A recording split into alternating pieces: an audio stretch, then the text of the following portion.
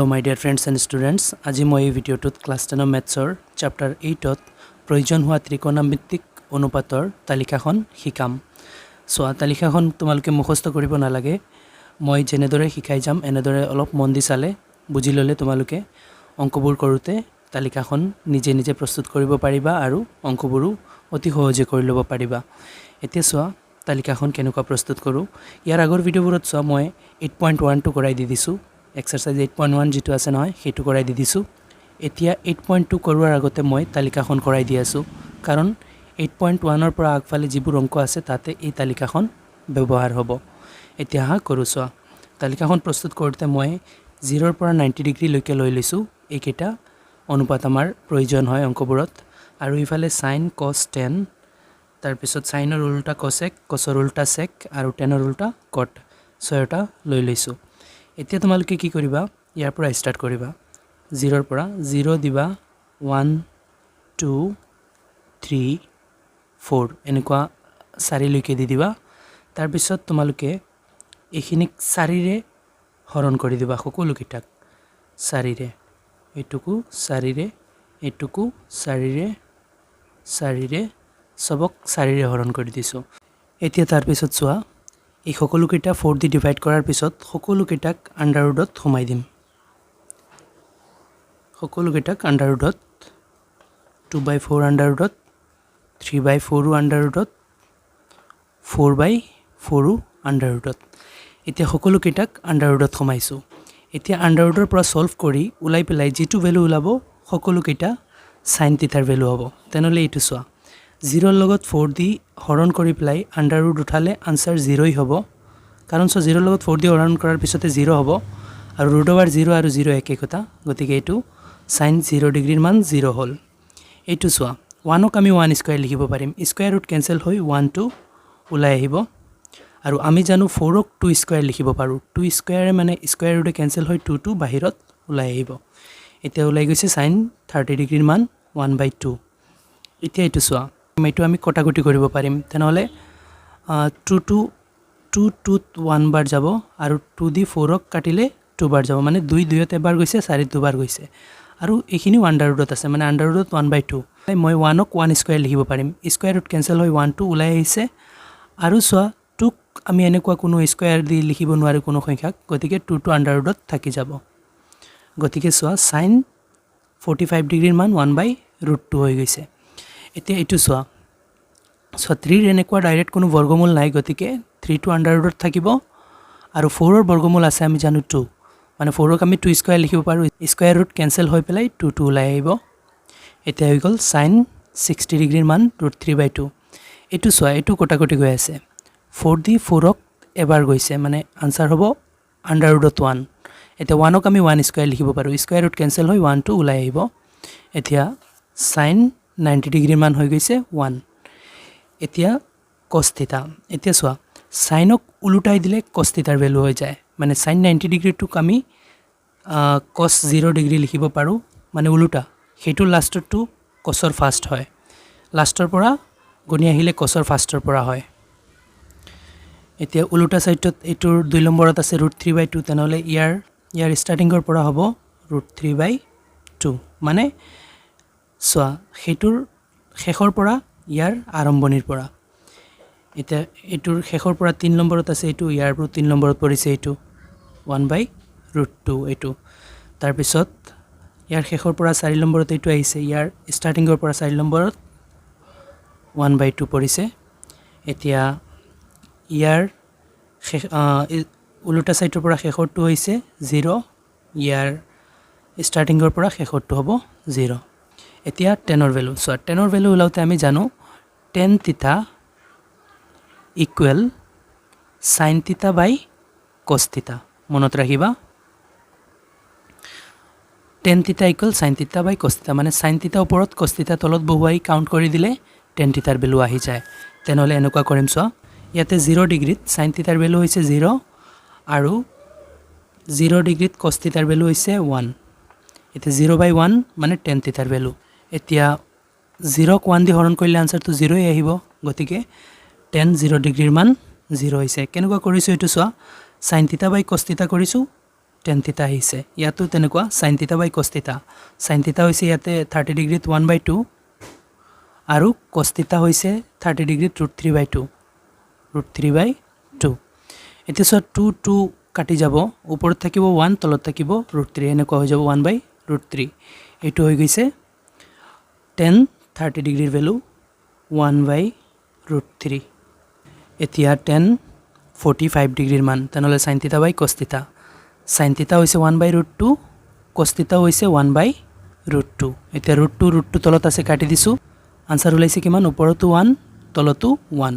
তল 1 1 কাটি দিলে आंसर 1 এই হ'ব মানে tan থিতাৰ ভ্যালু ওলাইছে 1 tan 45 ডিগ্ৰীৰ ভ্যালু ওলাইছে 1 মানে sin থিতা বাই cos থিতা কৰিছো आंसर পাইছো 1 তেনেহলে tan থিতা ওলাই গৈছে এতিয়া tan 60 ডিগ্ৰীৰ মানটো চোৱা আকৌ sin থিতা বাই cos থিতা তেনেহলে ইয়াতে কৰি আছো চোৱা sin থিতা হৈছে √3/2 আৰু cos থিতা হৈছে 1/2 2 2 কাটি যাব এতিয়া आंसर বাকি থাকিল ওপৰত √3 আৰু তলত 1 এতিয়া আমি জানো ভগ্নাংশবোৰৰ তলৰ ভ্যালুৰ কোনো মান নাথাকে তলৰ মানে 1 থাকিলে কোনো মান নাথাকে অন্য কোনো সংখ্যা থাকিলে থাকিব অকল তলত 1 থাকিলে কোনো ভ্যালু নাই গতিকে আমি √3 টো নিপ্লাই বহুৱাই দিম তেনেহলে ইয়াতে আমি √3 বহুৱাই দিছো এতিয়া √3 হৈছে tan 60 ডিগ্ৰীৰ মান এতিয়া চোৱা আকৌ sin থিতা বাই cos থিতা কৰি দিলে tan থিতা আহি যাব তেনেহলে চোৱা sin থিতা হৈছে ইয়াতে 1 মানে sin 90 ডিগ্ৰীৰ মান 1 আৰু cos 90 ডিগ্ৰীৰ মান 0 0 দি এনেকুৱা কোনো ডেফিনেশন নাথাকে সেই কাৰণে এটুক আমি নট ডিফাইন্ড লিখিম আৰু তোমালোকে কিতাপত যেটো চাৰ্ট আছে তাতে সংখ্যাবদ্ধ নহয় বুলি পাবা এটো হৈ গৈছে এতিয়া আহা cosec sec আৰু cotৰ ভ্যালু লও এতিয়া স্টাৰ্টিংতে তোমালোকক কৈছো যে sin cos tan আৰু তাৰ বিপৰীতখিনি হৈছে cosec sec cot মানে sinৰ বিপৰীতে cosec cosৰ বিপৰীতে sec tanৰ বিপৰীতে cot মানে sinক উল্টাই দিলে cosec হৈ যাব cosক উল্টালে sec হ'ব tanক উল্টালে cot হ'ব তেনেহলে উল্টাওচোন চোৱা প্ৰথমতে চোৱা sin 0 ডিগ্ৰীৰ মান 0 0 উল্টাইলে কি হ'ব কোনো এনেদৰে ডেফিনেশন নাথাকে গতিকে ইয়াকো মই নট ডিফাইন্ড দিম তোমালোকে কিতাপত পাবা সংজ্ঞাবদ্ধ নহয় এতিয়া sin 30 ডিগ্ৰীৰ মান হৈছে 1/2 উল্টালে চোৱা 2 2 ওপৰত যাবগৈ 1 তলত আহি যাব সো মই আগতো ইয়াতে বুজাওতে কৈছিলো যে তলৰ 1 ৰ কোনো ভ্যালু নাথাকে গতিকে ইয়াতো 1 তলত আহি গলে 1 ৰ কোনো ভ্যালু নাই গতিকে অকল 2 2 থাকিব ইয়াতে চোৱা sin 45 ডিগ্ৰীৰ মান হৈছে 1/√2 উল্টাই দিলে cosec 45 ডিগ্ৰীৰ মান হ'ব উল্টালে √2 ওপৰত যাব আৰু 1 2 তলত আহিব এতিয়া আগতো কৈছো ইয়াতে যে 1 তলত কোনো ভ্যালু নাই গতিকে আমি তলত 1 নিলিখো অকল √2 এই হ'ব cosec 45 ডিগ্ৰীৰ ভ্যালু এতিয়া cosec 60 ডিগ্ৰীটো চোৱা sin 60 ডিগ্ৰীৰ মান হৈছে √3/2 এটো উল্টাই দিলে cosec হৈ যাব মানে 2 2 ওপৰত উঠাব লাগিব আৰু √3 টো তলত নমাব লাগিব এতিয়া হৈ গৈছে cosec 60 ডিগ্ৰীৰ মান 2/√3 যেটো sin 60 ডিগ্ৰীৰ মানৰ উল্টা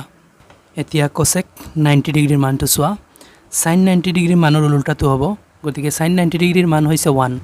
1 ৰ উল্টা কি হ'ব 1 এই হ'ব চোৱা কেনেকুৱা 1/1 তলত একো নাই মানে 1 আছে তনৰ উল্টাই দিলে 1 টো ওপৰত আহি যাব এই 1 টো তলত যাব গৈ তনৰ তলৰ 1 ৰ কোনো ভ্যালু নাই গতিকে 1 ৰ উল্টা 1 এই হয় cosৰ যদি ভ্যালু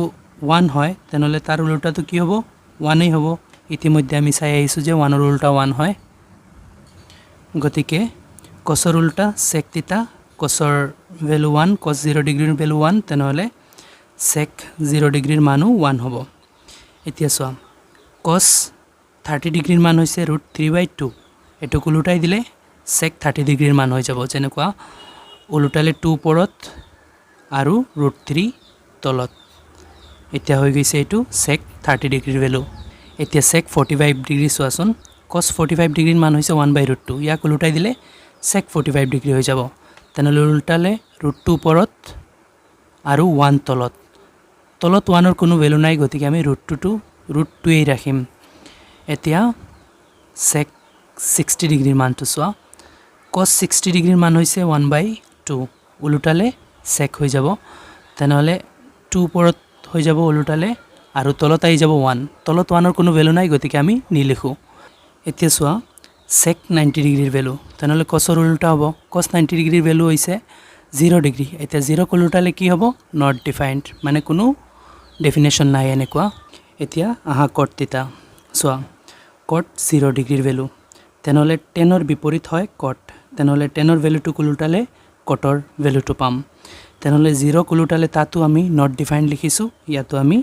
নট ডিফাইন্ড লিখিম তোমালোকে এইটো কিতাপত পাবা সংজ্ঞাবদ্ধ নহয় চোৱা 0 ডিগ্ৰীৰ মান হৈছে 0 0ৰ উল্টা কট 0 ডিগ্ৰীৰ মান হ'ব তেনেহ'লে 0ৰ উল্টা কোনো সমাধান নাই গতিকে নট ডিফাইন্ড লিখিছোঁ এতিয়া কট 30 ডিগ্ৰীৰ মানটো চোৱা 30 ডিগ্ৰীৰ মান হৈছে 1/√3 তাক উলুটাই দিলে